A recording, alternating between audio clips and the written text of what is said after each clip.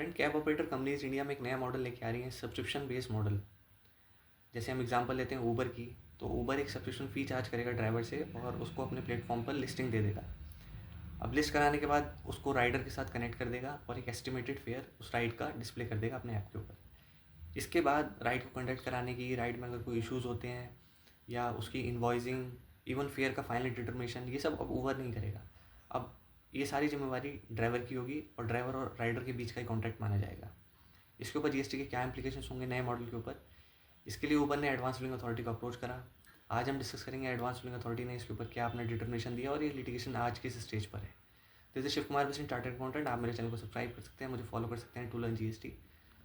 Friends, advance ruling authority ने examine करा कि जैसे अगर ई कॉमर्स ऑपरेटर जो कि यहाँ पर ऊबर है, उसके थ्रू अगर सप्लाई होगी तो ऊबर को ही कलेक्ट करना पड़ेगा टैक्स और पे करना पड़ेगा सरकार को, जैसा कि पहले कमीशन बेस्ड मॉडल में होता था।